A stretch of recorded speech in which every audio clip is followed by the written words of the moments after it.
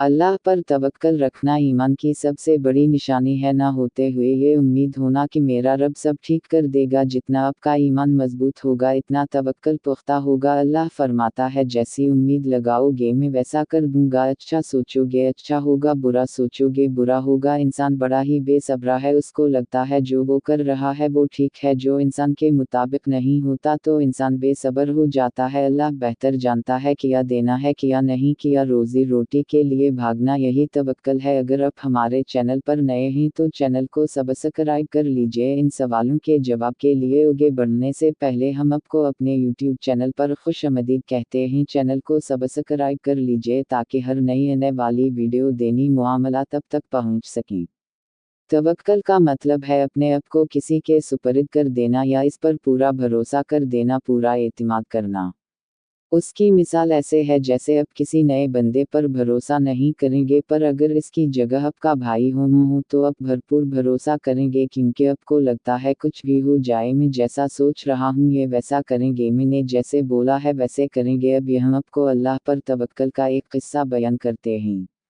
एक साबिर और शाकिर ईमान शख्स की बीवी बड़ी बदज़बान थी और बड़ी नाफरमान थी, जिसकी वजह से वो बड़ा परेशान रहता था। एक दफ़ा उनको और उसकी बीवी बच्चों को फाके काटने पड़े। रात 1 बजे उसकी बीवी ने शोर शराबा करना शुरू कर दिया, जाओ काम पर जाओ। अभी उसने कहा, अल्लाह की बंदी 1 बज रहा है, मैं सुबह काम पर जाऊंगा। वो सुबह घर से निकलता है, सब अपने काम कर रहे होते हैं, कोई इससे नहीं पूछता। वो एक जंगल की तरफ निकल जाता है, पूरा दिन इबादत करता है और रात को वापस अपने घर लिख जाता है। रास्ते में उसको ख्याल होता है मैं घर जाऊंगा तो बीवी फिर लड़ेगी। जब वो घर पहुंचता है बीवी बोलती है किया हवा किया कमा कर लाए। वो बोलता है मैंने जिसकी मजदूरी की है वो बड़ा ही रहीम और करीम है, उसने कल देने का वादा किया है। बीवी ने कहा बच्चे भूखे मर जाएं और तुम वादा करके आए हो। अगले दिन वो फिर काम पर जाता है, उसको फिर काम नहीं मिलता, वो फिर इबादत में लग जाता है। रात होते ही वो वापस घर को लौट जाता है। घर में बीवी सवाल करती है आज दोनों दिन के पैसे लाए हो? वो बोलता है नहीं, कल देने का वादा किया है। फिर वो सुबह काम पर जाने लगता है। बीवी बोलती है अगर तीनों दिन के पैसे ना लाएं तो घर मत आना। बीवी एक थैली देती है, कुछ बाजार से सामान खरीद कर इस शॉपर में लेकर आना। वो घर से निकल जाता है, उसको फिर कोई काम नहीं मिलता, वो इबादत में लग जाता है। रात होते ही सोचता है मैं घर कैसे जाऊंगा। बीवी फिर लड़ेगी, गुस्सा करेगी। बीवी ने जो शॉपर दी थी इसमें वो रेत भर लेता है, घर की तरफ रवाना हो जाता है। घर करीब इतने ही डर लगने लगता है, घर जाऊंगा शूपर में रेत है। बीवी लड़ेगी, वो वापस जंगल की तरफ जाने लगता है। बीवी को घर से एक ऐसी खुशबू आई जिससे वो हैरान परेशान हो गई और दरवाज़ा खोलकर आवाज़ लगाने लगी। अपने शौहर को बुलाया और कहा एक शख्स आया था, उसने 3 दिन की अब की उजरत दी और कहा इसको तंग मत करना। इस शौहर ने कहा अल्लाह की बंदी मैं तो 3 दिन से इबादत कर रहा हूँ, मैंने कोई मजदूरी की नहीं है, मैंने तो शॉपर में रेत भर दी थी, पर मैं तुम्हारे डर से वापस जा रहा था। उस शख्स ने अल्लाह का शुक्र अदा किया और तमाम उम्र इबादत में गुजार दी। अल्लाह ताला पर तवक्कल करना यानी भरोसा करना नबिया किराम की सुन्नत भी है और कुरान में भी अल्लाह पर तवक्कल का जिक्र बार बार आया है। कुरान करीम में 7 बार मोमिनों को अल्लाह पर तवक्कल की ताकीद की गई है। मोमिनों को सिर्फ अल्लाह की ज़ात पर भरोसा करना चाहिए। ये तवक्कल के मानी जानते हैं। तवक्कल के लफ्ज़ी मानी किसी पर एतमाद करना, किसी पर भरोसा करना, आजिज़ी से इसको तवक्कल कहते हैं। तमाम नफ़ा नुकसान का मालिक अल्लाह है, इसी को तवक्कल कहते हैं। इसके हुक्म के बगैर एक पत्ता भी नहीं हिल सकता, आपको यकीन होना चाहिए, उसी को तवक्कल कहते हैं। हर छोटी बड़ी चीज़ अल्लाह की मुहताज है। बारी ताला पे भरोसा करके दुनियावी असबाब इख्तियार करना यही तवक्कल है। जैसा कि कोई इंसान बीमार होता है वो दुनियावी असबाब से दवाई तो लेता है, पर इसका यकीन ये होना चाहिए शिफा अल्लाह देगा, उसी को तवक्कल कहते हैं। अगर अल्लाह इसको शिफा ना दे तो कौन है जो उसको शिफा दे सकता है? दुनियावी असबाब के मतलब ये नहीं कि अल्लाह पर तवक्कल नहीं है। हर छोटे बड़े काम के पीछे अपने ये सोचना है अल्लाह ही कामयाबी दे सकता है, अल्लाह ही रास्ते दे सकता है, अल्लाह ही के इख्तियार में सब चीज़। अल्लाह ने इस दुनिया का सिस्टम असबाब पर बनाया है। असबाब इख्तियार करना अच्छी बात है, पर असबाब पर तवक्कल मत करना। तवक्कल अल्लाह पर करना, सारे असबाब जितने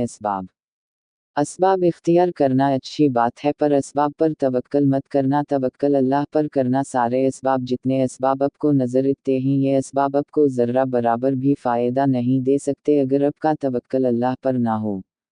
اسباب پورے اختیار کریں، پوری محنت کریں، پر یہ یقین رکھیں، یہ بھروسہ رکھیں کہ اللہ ہی کرنے والا، اللہ ہی دینے والا ہے۔ حضرت مریم علیہ السلام نے اللہ کے حکم سے جب بغیر باپ کے حضرت عیسیٰ علیہ السلام کو جنا تو ان کو حکم خداندے ہوا کھجور کے درخت کو ہلائیں، ان میں سے جو پکی کھجوریں ان کو کھائیں۔ اللہ تعالیٰ اپنی قدرت حضرت مریم علیہ السلام کو کھجور کھلا سکتے تھے، دنیا کے دارالزباب ہونے کی وجہ سے حکم ہوا کھجور کا درخت ہلائیں، چنانچہ حکم خداندے ہوا تو حضرت مریم علیہ السلام نے کھجور کے درخت کو ہلایا۔ کھجور کا درخت اتنا مضبوط ہوتا ہے کچھ مرد مل کر بھی نہیں ہلا سکتے، حکم خداندے ہوا تو حضرت مریم علیہ السلام نے سوکھے کھجور کے درخت سے تازہ کھجوریں کھائیں۔ یہ واقعہ ہمیں یہ بتاتا ہے چنانچہ جو بھی معاملات ہوں اسباب اختیار کر کے توکل اللہ پر کرو، اللہ بنا اسباب کے بھی دے سکتا ہے اور اسباب کے ذریعے بھی دیتا ہے، اس کے حکم کے بغیر کوئی بھی چیز وجود میں نہیں لف سکتی۔ حضرت ابراہیم علیہ السلام کو جلتی آگ میں ڈالا گیا، جلانے کے سارے اسباب موجود تھے مگر حکم خداندے ہوا آگ حضرت ابراہیم علیہ السلام کے لیے سلامتی بن جائے، اور ویسے ہی ہوا جو آگ سیکنڈوں میں جلا سکتی ہے وہ حضرت ابراہیم علیہ السلام کے لیے ٹھنڈی اور سلامتی کا سبب بن گئی۔ اسی طرح حضرت اسماعیل علیہ السلام کی گردن پر طاقت کے ساتھ چھری چلائی گئی، مگر چھری بھی کاٹنے پر اللہ کے حکم کی محتاج ہوتی ہے۔ اللہ نے اس چھری کو حضرت اسماعیل علیہ السلام کی گردن نہ کاٹنے کا حکم دیا تھا، چنانچہ اسباب کے ہوتے ہوئے حضرت اسماعیل علیہ السلام کی گردن نہ کٹ سکی۔ جو بھی اسباب ہوں آپ کے پاس توکل یہی ہونا چاہیے، کرنے والی ذات اللہ کی ہے۔ حضرت ایوب علیہ السلام نے اپنی طویل بیماری کے بعد اللہ تعالیٰ سے شفا کے لیے دعا مانگی، اللہ تعالیٰ نے حضرت ایوب علیہ السلام کو حکم دیا وہ اپنا پیر زمین پر مارے۔ سوچنے کی بات یہ ہے 20 سال پرانی بیماری کیا یہ کمزور اسباب زمین پہ پاؤں مارنے سے دور ہو سکتی ہے، پر اللہ کا حکم تھا، انہوں نے وہ اسباب اختیار کیا، انہوں نے جب پاؤں مارا پانی کا ایک ایسا چشمہ باہر آیا جس سے وہ نہا کر اپنی مختلف صدیوں پرانی بیماری سے شفایاب ہو گئے۔ حضرت ایوب علیہ السلام کے واقعے سے ہمیں دو سبق ملے ہیں۔ پہلا سبق اللہ تعالیٰ حضرت ایوب علیہ السلام کو ویسے بھی شفایاب کر سکتے تھے پر دنیا دارالزباب پر مبنی ہے، چنانچہ جو اسباب ملے اس کو اختیار کرنا چاہیے۔ دوسرا یہ جتنا بھی کمزور اسباب ہو آپ اس کو اختیار کریں، توکل اللہ پر کریں، اللہ بڑی سی بڑی چیز کو کمزور سے کمزور اسباب سے حل کر سکتا ہے، کیونکہ جو آپ کو نظر نہیں رہا وہ اللہ کو نظر رہا ہے۔ ممکن یا ناممکن یہ انسان کی سوچ ہے، اللہ ہر چیز پر قادر ہے، اللہ ہر چیز پر بے شک قادر ہے۔ آپ اسباب اختیار کرو، ممکن کر دینا اللہ کا کام ہے، اللہ کے پاس کوئی چیز ناممکن نہیں۔ اللہ تعالی ہم سب کو مضبوط ایمان لانے کی توفیق عطا فرمائے، آمین۔